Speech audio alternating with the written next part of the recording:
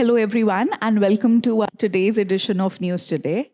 We are going to talk about the news items related to 29th and 30th June. So this is your Sunday and Monday edition combined. We'll first take a look at the headlines, the important topics, which we are going to be discussing in this. So let's see.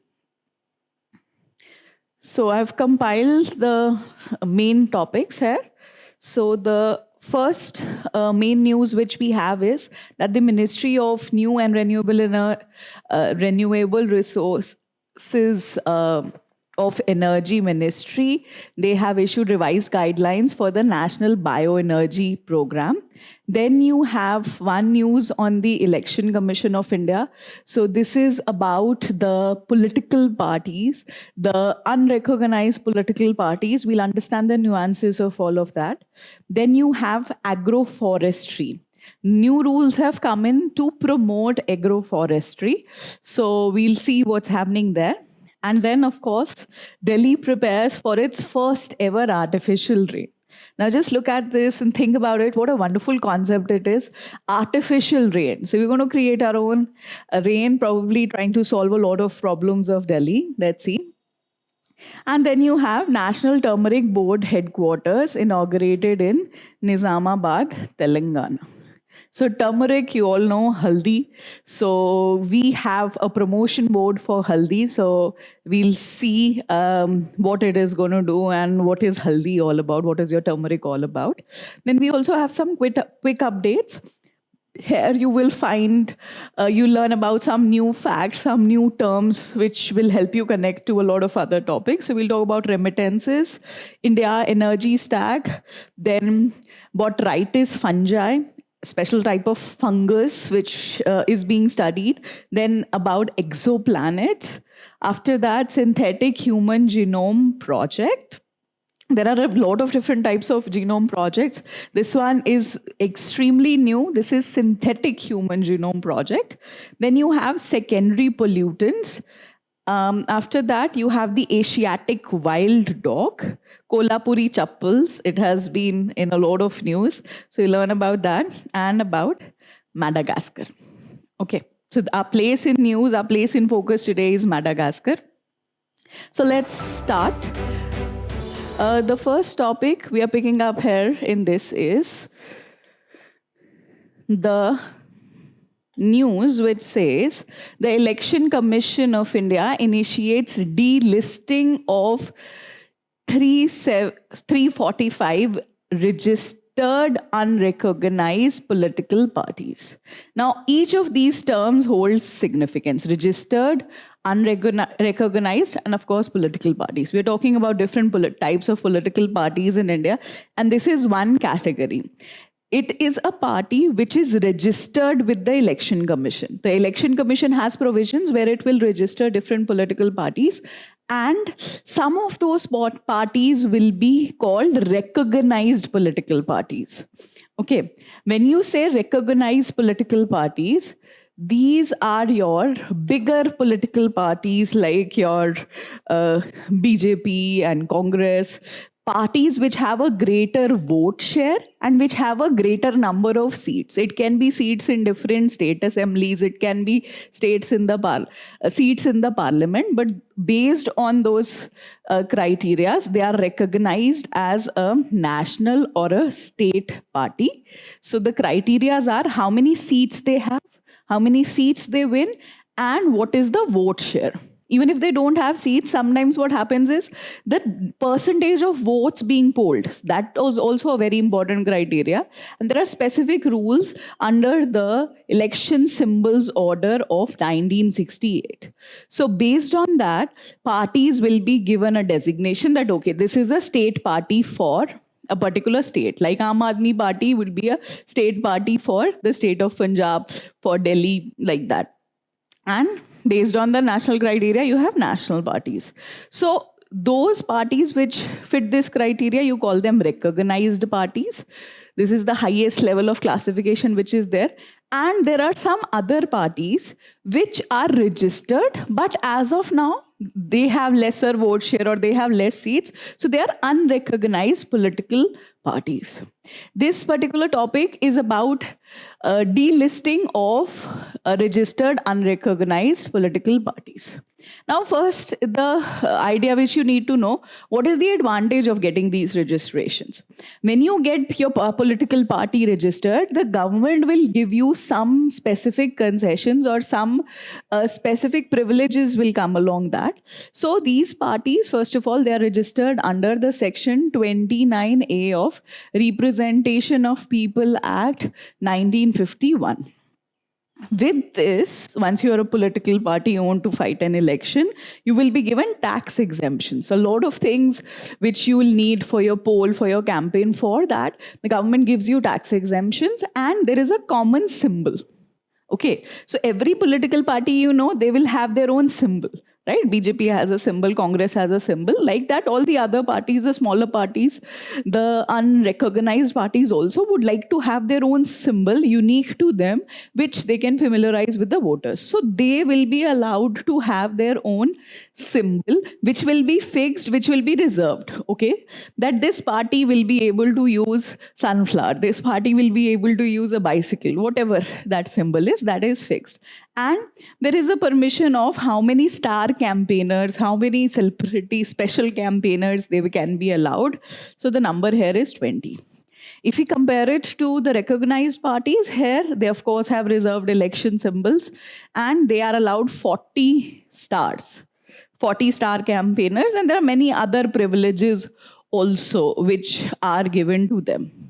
Now, what is happening in this situation is, because of all these benefits, because of the tax exemptions, different political parties or different groups are trying to avail this kind of benefit. Sometimes we see corporate houses or some like news channels, they would create a party of their own, they'll get them registered, and that can be used for tax exemptions and getting other benefits for, like, you know, a lot of campaign material that is given at subsidized cost to these. But what the ECI has observed now is that people are just creating these parties to get the benefits, but they're not actually contesting elections. They're dealing with a lot of tax fraud here. Okay, like just think about this. There are some compliance related issues, like the provisions under your Representation of People's Act. So this act, Representation of People Act 1951, this is specifically written in your main syllabus also. So you should know the provisions of this are very, very significant. Everything to do with election is linked to that. So this also brings in that the unregistered parties, they need to, you know, fill in some forms, give some details of their activity. And a lot of these parties, they are not able to meet that requirement. That's the first issue. Second issue is, of course, financial irregularities and tax abuse, which I think at the end of the day is the main reason why they've registered their political party. Tax evasion karo. Okay, you are getting exemptions, take maximum benefit of it, right? And they don't show their records properly, so they are able to take advantage of a lot of loopholes which they've created through this particular system. And the biggest thing, the striking thing is, they are not fighting elections. The surprising things, like you had the Lok Sabha elections, when they looked at the statistics of the number of parties registered under this provision and how many actually fought election, a lot of them, a very huge percentage is that which is not fighting election. The number they are saying in the 2019 elections, if you look at it, 70% of these parties, they are not fighting elections. They're only getting the benefits. So now the Election Commission is really irritated by this. They feel, obviously, this is misuse of public resources. So they are initiating the delisting of these parties. Delisting means that the list which they have of unrecognized parties, they are going to remove these parties from the list. There is one more term which you need to understand, and you need to know the difference. So the other thing could be deregister. We are saying these are registered parties. So deregistering would mean that you kind of, it is, you can say, the next step. More severe provisions, more serious provisions into this. In deregistered, you actually can think of now it's no longer a political party. There's no such political party. There's complete background. There are a lot of rules and issues which is going to be imposed. It'll ultimately lead to that this party does not exist here. अब ये है ही नहीं. Delisting means party hai, but the benefits of a recognized political party with that will be taken away. Now, ECI can only delist. ECI cannot deregister. Okay, so what ECI is doing with these 345 parties is that it has started the process of delisting because of the problems which are coming with this. Okay, so concepts of political parties, types of political parties, and the issues with these unrecognized political parties is the essence of this particular topic. Okay, I hope it was clear, and we can move on to the next topic now. Next is a discussion on a report. So UN report is highlighting India's achievement of child and maternal health. So the topic here is child and maternal health. This is a very, very important topic when it comes to health indicators in the social sector, and different reports are coming in. Like United Nations is one body which is working a great deal on this sector, and they give their assessment because it's a foreign body. We expect this to be having a neutral place, neutral analysis of all the different countries with some tangible parameters. Like they'll set up some numbers, some tangible criteria based on which they are going to decide, they're going to look at how this whole thing will, how different countries are doing on the aspect of child and maternal health care. So whenever any such report comes, and you have to look at how that report or what aspects you take from the report, from the point of view of the UPSC exam, for us, the sense which is most important is India's position. How is India figuring out what are the numbers for India? Of course, a lot of times when such statistics is concerned, we are not really able to remember all the numbers, all the statistics. So what you broadly need to understand is how our position is going. What is our position in compared to the global statistics, and are we doing better or worse? Is our position improving or is it becoming worse? Okay. In this, there are going to be a few technical criteria which also we are going to discuss.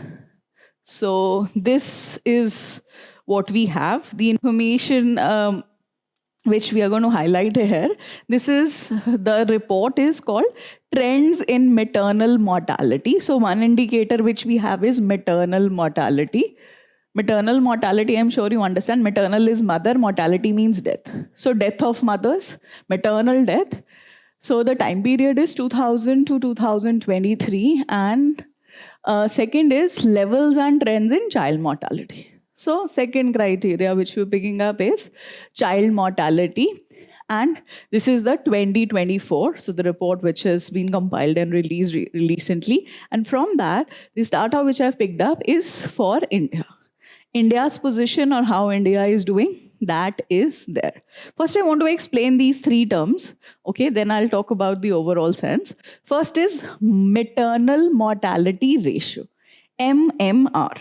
Okay, see, these three terms, maternal mortality ratio, under 5 mortality rate, neonatal mortality rate.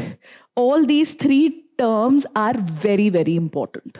Okay, I will really suggest you write this down somewhere, and you need to remember it. You have to learn it.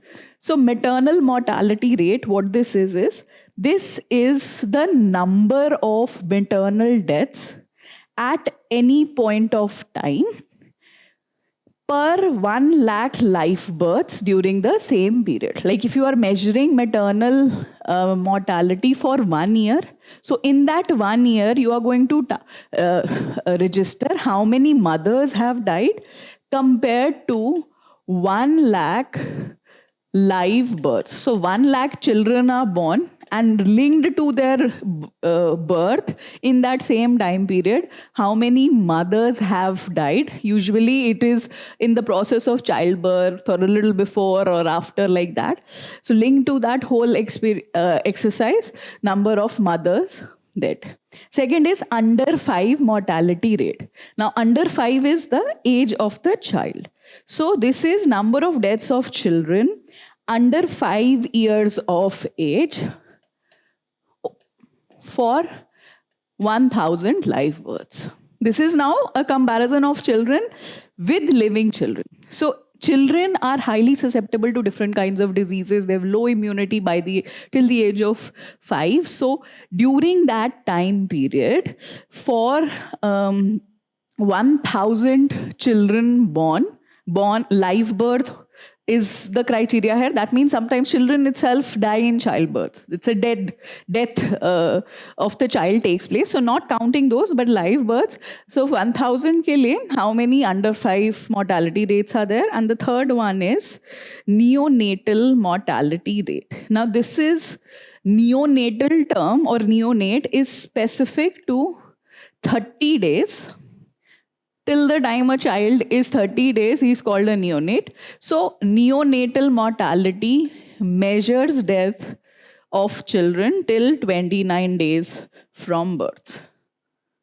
So from 29 days from birth, for 1,000 live births again, any child which is dying, that is called a neonatal death. So this is neonatal mortality rate. These 3 indicators are very important for understanding what is the status of maternal and child health in a country. And for India, what is happening is that there is a 76% decline. Now I'll tell you this thing, the data is taken in comparison to 1990. Okay, since then to today, this time period, okay, they are taking the data and there's a 86% decline. For under 5 mortality, there's a 78% decline, and for neonate, there's a 70% decline. Now, if we look at the global statistics, global rate of decline, it is much less. It's not in their 70s and 80s.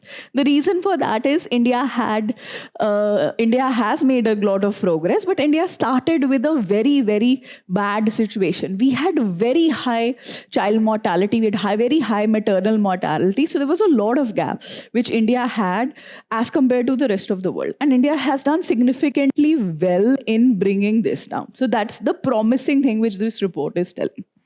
Now, to improve child health, to improve maternal health, the most important or the most significant thing which will work, which is going to prevent such deaths from happening, that is vaccination. So waccination is given to pregnant women, because childbirth is one of the most serious complications then females go through. So that's where the death rate increases. And children also. Under 5, I told you earlier, lower immunity. So vaccination against some preventable diseases is what is going to protect them. So if we can ensure proper vaccination for the pregnant mother and from the child, that's how this decline is happening. There are 2 more things which are highlighted in this report. One is decline in 0 dose for children. A 0 dose is for a particular vaccination called DPT. This is a vaccine, DPT vaccine, for the 3 diseases, which is diphtheria, pertussis, and tetanus. For all these 3 very common diseases, a vaccine is given, which is considered to be the 0 dose, which is one of the first vaccines which is given. So there is a decline in the 0 dose children. The children who have not received this 0 dose, we have less and less. That means we have been able to cover a lot of children by the first vaccine, which is DPT. Last one is polio-free status. I'm sure you know about this. India has eradicated polio. We got the polio-free status in 2014. We've maintained this status. There's been no relapse when it comes to the spread of polio. And we are maintaining that also through vaccination. I'm sure all of you have been vaccinated with polio. Those polio drops which are there, all of you have received them. And this is the immunization program which we have in India. So we have this idea that we should universally cover all children with the vaccination. Children and, again, pregnant women. Different vaccines are given to pregnant women specifically, and different vaccines cover the children under different age groups they are given. And that whole program, we say, is the universal immunization program. So when this program started, there were 6 vaccines. Then they started talking about 7 vaccines. It was called Indradhanush, Mission Indradhanush. And now they've added 6 more. So a total of 12 vaccines are now a part of this program. So these are some of those common diseases which are covered under these vaccines.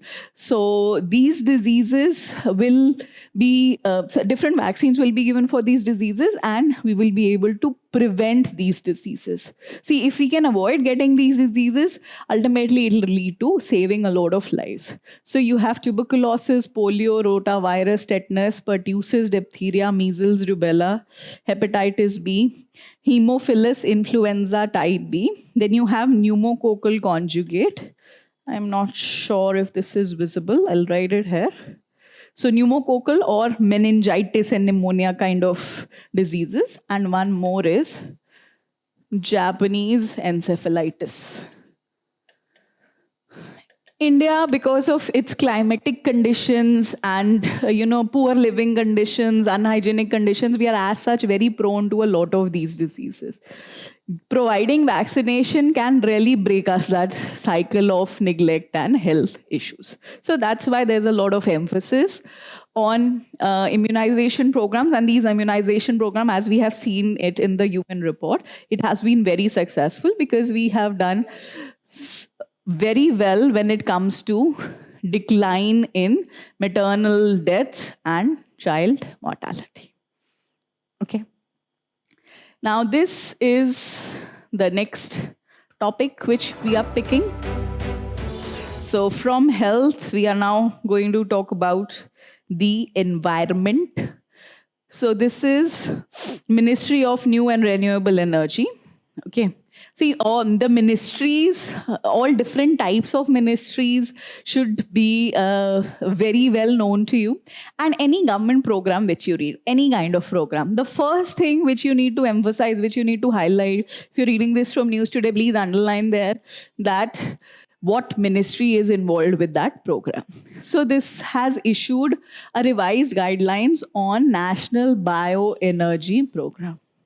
So energy, of course, you understand this word bio. Wherever this comes, this means some type of living component is involved. So basically, plants, plant waste, organic compounds, organic waste, any such thing which can be linked to the living system, that is what this word bio represents. And using this to produce energy is what is bioenergy. The government is putting in a great deal of emphasis on this overall concept of bioeconomy. Okay, they say that such kind of innovations is what is needed for sustainable outputs, for sustainable development. India is at a position where we are a developing country. We wish to grow a lot more to come into the criteria of a developed nation. But for that, we are going to have a very high energy need. And the resources which we use to create energy should be such that they should not be degrading our environment. They should be easily available to us. They should be cheaply available to us. So bioenergy in that sense answers a lot of such questions for us. Okay, we'll go into the details of the program and then we'll see how it is going to be considered. Basically, what they're going to do is they are going to involve the agriculture sector in this. Agriculture sector, the crops, the plant cultivation, all of that is going to produce a lot of residue. That is what can be collected to create bioenergy through different formulas, to different setups, different kinds of technology innovations. Now, what will be the government's role in this? So they have dedicatedly launched a program to promote this. This is the National Bioenergy Program. Ministry of New and Renewable Energy. I'm sure now you're going to remember this. This program was launched in 2022. And usually, whenever there's a program launched, because a lot of extensive things, a lot of overall is supposed to be done, the government usually decides the phases in which it will be done. It doesn't want to do everything at once. It doesn't want to spend all the money at once. It'll gradually do that. So they come up with a budget. So budget is 1,715 crores. Of course, you don't need to remember this number, but this is just to give you a sense that, okay, it's a big program. Sufficient more than 1,500 crores is spent. So yes, big program. And the timeline is 22, it started. So first 21, 22 that year. And then the second phase will be now this one. That's the reason it's in news. So 25 to 26. What is its objective? That's the next thing. Okay, this is exactly what you need to know about any scheme. When you'll be reading current affairs, you will be coming across a lot of different schemes which you will be expected to learn and memorize. And I know it's factual, but this is what you must prepare. Once you know the ministry, once you know when it is launched, you go into the objective, that why is this scheme being set up. Questions do come up on schemes, and objective is one thing which they'll most likely to ask you. Utilize surplus biomass primarily from rural areas for power generation.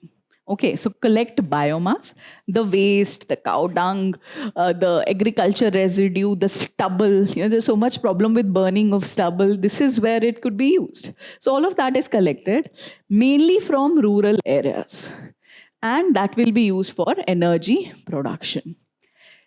Along with energy production and meeting our energy needs, another point of this is that this is going to act as an additional income for rural households. Rural households will be selling their waste, and with that, they are going to have a dedicated income, an additional source of income other than agriculture.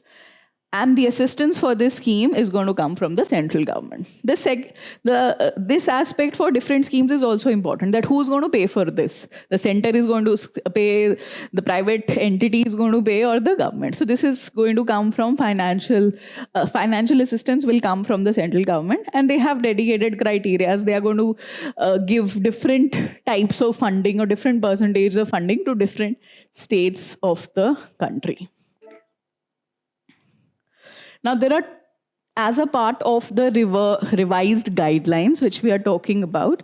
So for the second phase, they have revised some guidelines because they want to promote this program further. And there are two main themes here. First is the waste to energy program. Waste management in itself is a very big problem. Okay, like I was talking to you about stubble. Stubble burning is there. So that is a problem of waste management. Now, this is a waste to energy program. Okay, now in this, what they have done is they have simplified procedure. They have improved how money is going to be dispersed. And they are going to streamline the whole process, adding one very special aspect of performance-based funding. If there is an enterprise, if there is a setup which is working well, that is going to get some performance-based funding also, and as a part of this program. Second aspect here is on the biomass program. Production of energy would be one part, and second is just collection, management of biomass. It can be converted to biogas and things like that. In this also, what they have done is simplification of procedure.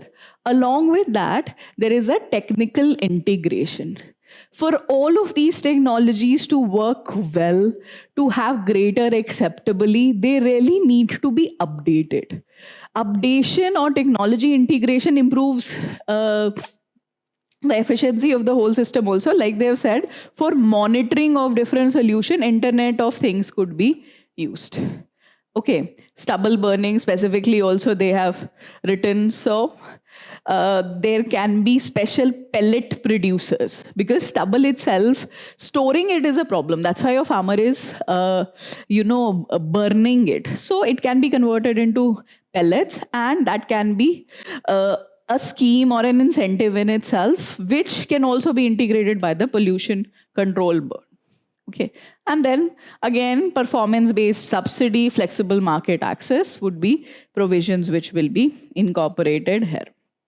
Biogas, also this article mentions, like I've mentioned biogas here, that is mainly methane. Okay, this is methane, and then carbon dioxide, and then there is a collection of other gases also which will be involved, which can be used as direct fuel also. Okay, and this program overall deals with all such products which would come out of biomass. Okay, so National Bioenergy Program. Okay, we'll go on further.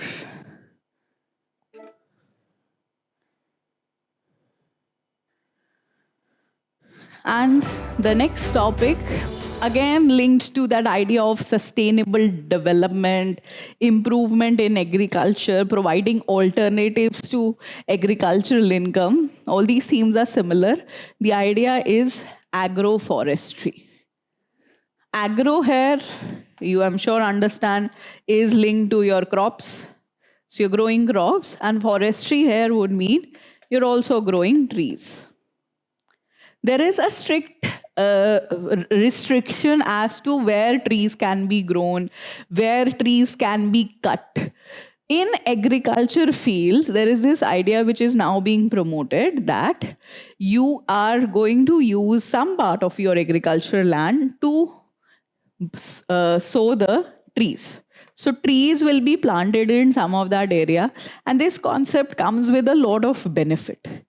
The benefit is trees create their own produce. Okay, some products will be coming out of trees also, some fruits or some other usable products will be there. And along with that, a diversification like this in the cropping sector also improves the nutrient availability, improving things like soil erosion. So environmentally, it comes at a lot of advantages. But the challenge is, for the farmer, that environmental benefit might not be a very sufficient indicator.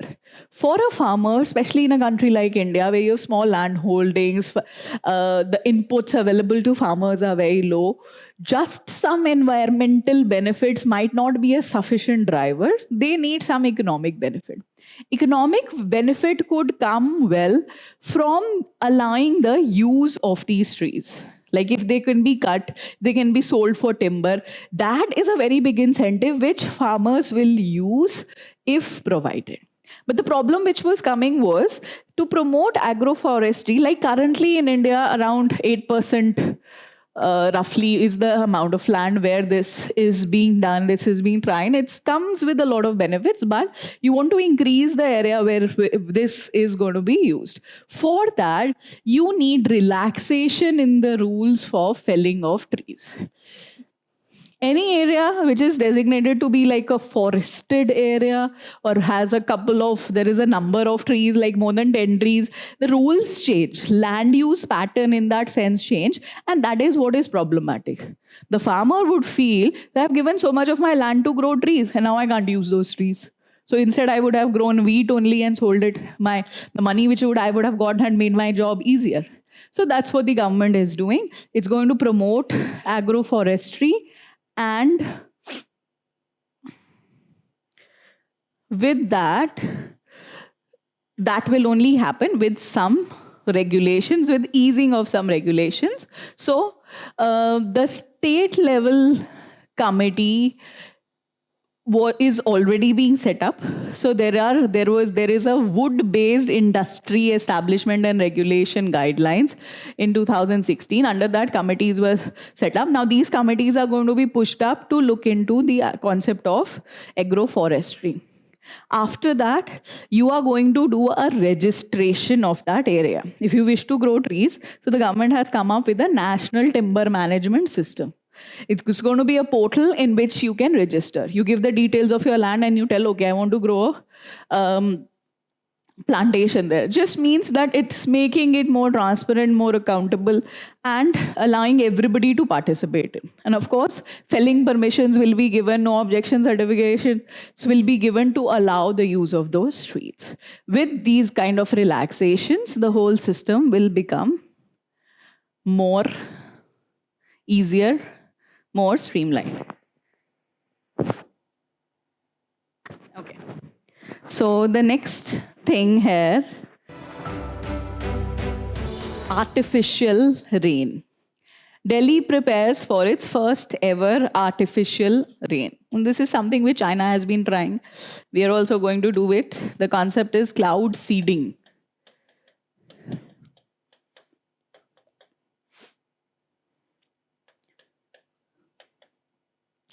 Now what happens here is that for rain to happen, you need clouds, right?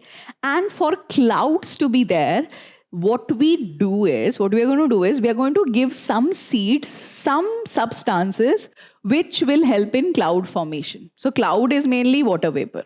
Okay, I'm sure everybody knows that, everybody understands this. So what they're going to do is, they're going to take an aircraft is going to come and it's going to lead to dispersal of some chemicals. So the most commonly used chemical is silver iodide. So silver iodide is used, and this kind of, you can say, provides a seed-like thing or a center or a solid material for your for the water vapor to attach. So all over this, water vapor can start attaching, and that will lead to formation of a cloud. Okay, so over this, those cloud formation will be there, and when a sufficient side of cloud is there, condensation takes place, and you have rain.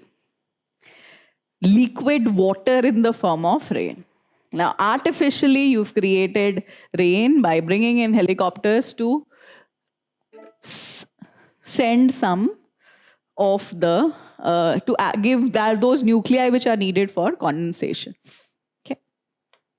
What are the benefits of this? Why do you want rain? I think everybody knows this. In that sense, it's conceptually a very simple topic. Any area where rain is not happening, you want to support your agriculture, then you want to regulate weather, heat waves, right? We are experiencing a situation where there are heat waves. So this will help in regulate that and reduce pollution. For Delhi, a specific problem is pollution. You have a lot of particulate matter in air. You bring down the rain, there's artificial rain, that is going to help settle the whole thing. But it can also come with its challenges. Okay, if you think about it, there are also a number of problems which can associate with that. Like, what if water is more? What if proper drainage is not there? It can lead to flood-like situation. It can lead to water logging. Okay, with water logging, you also get a lot of diseases which would be there. So that's also problematic. It can disturb the balance of water level, groundwater level, and overall disturb the ecological system. Along with this, we also are adding chemicals. The chemicals like silver iodide, I told you, being added, that can change the composition of the atmosphere. When the rain is falling down, that can change the composition of the soil also. So all of this is going to be a problem, something which we'll have to calculate again, something which we'll have to be very, very careful in assessing the whole situation. Okay, now we talk about, okay, so you all know about haldi, you all know about turmeric, right? So we have a National Turmeric Board headquarters inaugurated in Nizamabad, Telangana. So we all know a lot about turmeric. We all use a lot of turmeric. Let's see how turmeric is important and what is this need for a dedicated promotion of turmeric to happen. So turmeric is the golden spice because of its color and because, of course, its very exceptional properties. It's called the golden spice. India is the largest producer, consumer, and exporter of turmeric. Okay. In India also, specifically, you states like Telangana, Maharashtra, Tamil Nadu, Andhra Pradesh, which together contribute to 63.4% of the domestic production. So you can look at this and evaluate what region it is. So Telangana, Maharashtra, Tamil Nadu, Andhra Pradesh, all of these regions are where maximum amount of turmeric is grown. You also have unique turmeric varieties available in these areas. So a lot of GI tags are also being given to different varieties of turmeric in these particular areas. Now, for turmeric as a crop, if you have to understand how this is grown, where this is grown, so it is a tropical crop. So tropical conditions are needed. Like if I talk about the temperature range, it is going to be 20 to 30 degrees Celsius. That's the temperature range which is needed to grow this crop. Other than this, so the soil also. I'm sure you understand for every type of crop, you need a specific type of soil. So here it needs sandy, clayey, or loamy soils. Okay, that is where this will grow. And of course, a higher amount of rainfall is needed. Now, why is this so special? It has an antioxidant property. If you understand this thing, in present day diet, the foods, the processed foods which we are having, they are very highly oxidizing. And oxidization leads to wear and tear, oxidization leads to aging and ultimate degradation of organs. So we need antioxidants which turmeric can provide, which will help to slow down that wear and tear. Then it is anti-inflammatory. Inflammation is another problem. Inflammation comes with things like redness, swelling in different parts of the body. And anti-inflammatory food is very important in a number of conditions. Like a very traditional idea which all of you know is when somebody is injured, when somebody is sick, you are given turmeric milk. Or as the Western countries have started calling it golden latte or turmeric latte. So the idea of that haldi doodh is simply this. It has these anti-inflammatory properties where any injury, any swelling, any damage to any part of the body is there. That this is like a natural repair system. Now the government recognizes this and they want to bring technology into it. They want to promote it. And because of that, they are setting up this National Turmeric Board. National Turmeric Board, which is going to be in Telangana. And the ministry of this is Ministry of Commerce and Industry. There is a long list of members which are going to be there. So the central government basically is involved in selecting everything. So they will appoint the chairperson and all other officials which will be a part of this board. It needs to be a dedicated body. What they're supposed to do is they'll promote research and development. They'll help in adding the value to exports. And they'll create awareness.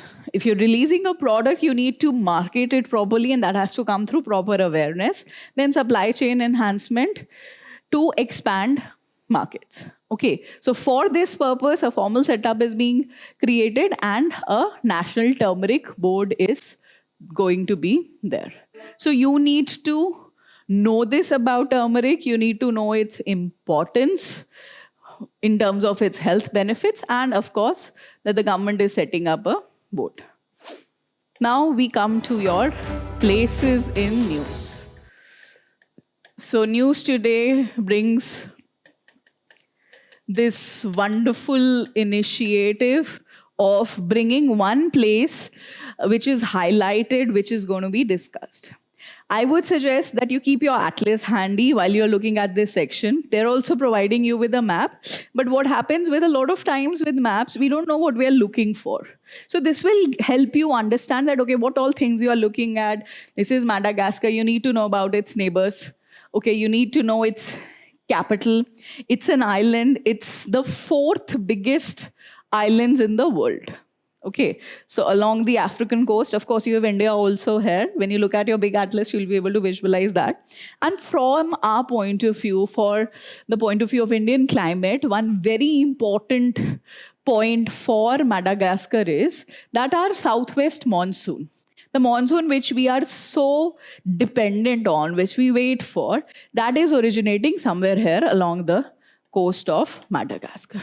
So any developments, any environmental changes, imbalances happening in this place, they are going to be responsible for determining or bringing in changes to our southwest monsoon, which ultimately controls how the whole economy is going to work. Okay. Now with this, we've completed the main highlight topics, and we're going to come from some quick updates. So the topics in quick updates will lead you to understand some terms, some concepts. Just focus on that. And of course, it brings a lot of details to you. So as you'll keep reading a lot of these short news, it will ultimately, you'll find there's a lot of repetition in these ideas. And if you understand those terms, you'll be able to connect to the bigger news well over a period of time that you are doing this. First is remittances. What is a remittance? Remittance is the money which people who work outside India, they send to India, right? Like you have places like Punjab or Kerala, which have a lot of people from these states going abroad to work. So they work there, they earn in their currency, they earn in those dollars and pounds, and then they send that money in. Now that is a very good source of foreign income or foreign exchange, foreign reserve for India. And recently, why this is being reported is the RBI says that we have increased these remittances. So it has reached $135.46 billion in 2024, jumping 14% from the previous year. So there's a 14% increase in remittances. So a lot more money is coming. And this is where the significance of our diaspora or significance of Indian origin people outside India also lies, that they send back a lot of remittances. Then you have India Energy Stack. Now this is a digital public infrastructure platform which is being constructed across electricity value chain.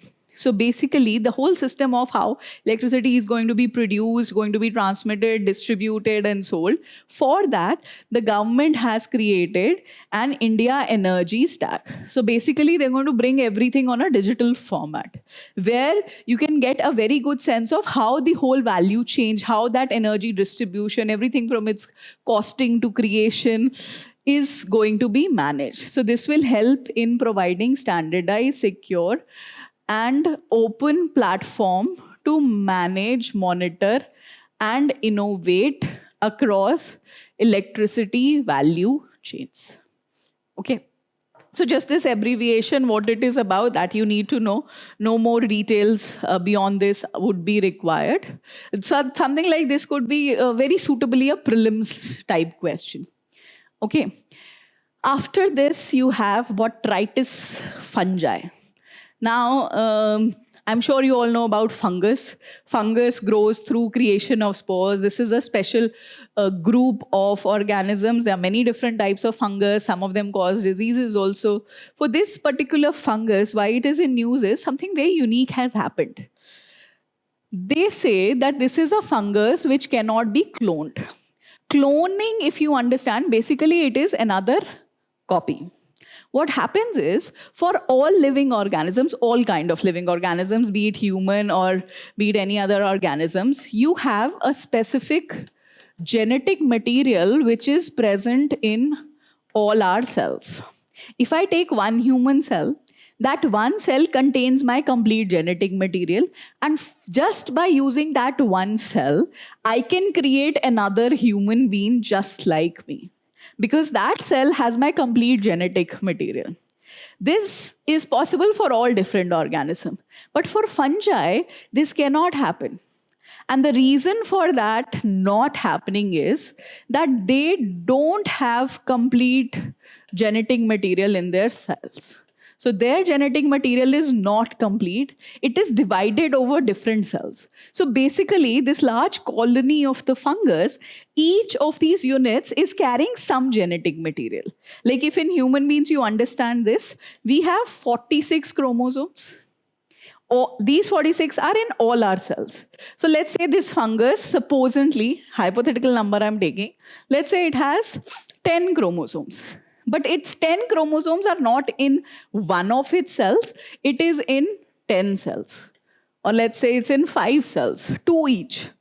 So if I want to clone it or copy it, I'll need all these cells, which means an exact colony like that has to be taken. So because of this reason, it is not possible to clone it because one cell is not enough. One cell does not come with the complete information. So just anything unique which we find about any organism, that automatically becomes a point of interest and a point of further research. After this, you have exoplanet. Now, I'm sure this term planet, you understand. What is a planet? Earth is a planet, right? So there is a sun. So with the sun, you have a solar system. And around this sun, you have many different smaller structures revolving, which are the planets. Now, there are some planets which we have observed, which are outside the solar system. I'm sure you know there are 8 planets, Earth, Venus, Mars, like that. 8 planets are there, which are going around the sun. Any planet which is outside of this system, the solar system, that is going to be called an exoplanet. Scientists have been very interested in these planets because this is going to create an opportunity of maybe life possible in each of these. And a new one has been found, which is called TWA7b. So it has been observed. So there is a James Webb telescope which is there. Through that, they've observed this planet. Okay, so that's why it is in news. Along with, of course, knowing the name of the planet, you need to understand the concept of exoplanet here. Then you have synthetic human genome project. Genome, I just told you about this word genetic material. Collectively, when I refer to genetic material, the term which I will use is genome. Genetic material or DNA. Okay, for that, the combined term which I'm going to use is going to be genome. Now, till now, what we have been doing is, we take an organism, like again, I'll give you my example. You take my cell, from my cell, you have my complete DNA, and you start studying it. That, okay, what is the composition, what is the shape, what are the things present in my DNA? Now, what they're going to do is, instead of studying what already exists, they're going to create it. We can create DNA in the lab. We can copy DNA in the lab, but now they're going to create a whole sequence for an organism. That's going to be a synthetic genome. It is a man-made DNA sequence, which is either completely designed in the lab or heavily modified from natural DNA. Heavily modified also means like you've constructed almost the whole thing. And why we want to do it? Because this will help you understand things a little better. This will give you greater control. You can create targeted therapies, treatments for different genetic diseases. You can do transplants. You can create climate resilience plants. That means any kind of changes which you want. If you've created DNA on your own, you can make it for dedicated properties. And that's the long-term goal. As of now, the goal is to create that artificial DNA. Artificial DNA sequence or synthetic human genome. Then secondary pollutant. Such terms, again, very commonly picked from the UPSC's point of view in your prelims exam. Like you'll always have a question, which of these are secondary pollutants? So secondary pollutant kya hota hai? There are some things which are released into the atmosphere directly. They are the primary pollutants. okay, whatever, like you have a car, it is throwing some emission, those emittents, they are primary pollutants. But with the interaction these pollutants have with other things, like sunlight is there, heat is there, water is there, some other chemicals are there. So these primary pollutants will interact and create something new. These new things are secondary pollutants. So they were not released from anywhere, but they were created using the primary pollutant. So their sources are sunlight, atmospheric conditions, or whatever chemicals are present. So examples of some of the secondary pollutants, you have ozone, you have sulfuric acid. So sulfuric acid क्या है? जो emissions होते हैं from vehicles, those emissions bring in sulfur, right? Sulfur emissions are there, and you have, let's say, rain adding to this. So rain में होगा आपका water plus sulfur, you get sulfuric acid, which was not naturally released, but now it's there in the atmosphere. That's a secondary pollutant. Same goes for nitric acid. Ozone is created with the impact of sunlight. Okay, so this is a very important concept. I hope you are going to remember it. You have secondary pollutants. Then an interestingly special variety of dog, the Dole Asiatic wild dog. This is its picture. It was considered to be extinct, but now the good news is that we found it again. So in Assam's Kaziranga Karbi Anglong landscape, this is the region. Otherwise, naturally, it was supposed to be in India, Bhutan, Nepal, these regions. It was naturally believed to be found, but we didn't see it for a very long time. It's been observed, so that's why it's in news. Any such organism which is close to extinction, its conservation status you'll have to learn. Please start making a table for such things, especially which are in India, which are present in India. So aapko, you need to know the IUCN status. So for this, it is endangered. Wildlife Protection Act, India has its own regulation in that it is in Schedule 2. And in CITES, it is in Appendix 2. Okay, so you create a list of different organisms, different species, where they are found, and what is their conservation status. This you should know. So Asiatic wild dog. Then the Kolhapuri chappal.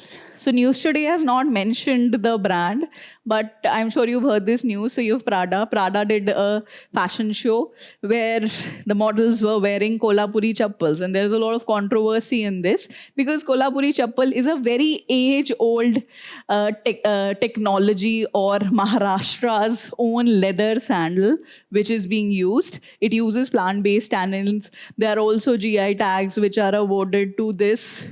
So this is kind of a rip-off. So lakhs and lakhs of rupees is the cost of these sandals, which is now an ongoing controversy because the highlight it has got into that global fashion show. So you need to know about Kolhapuri chappal. You need to know it's a GI tag product. You need to know what it is. It is a leather sandal. I'm sure a lot of you own your very own Kolhapuri chappals also. Now, with this, we have completed the topics of today's News Today edition.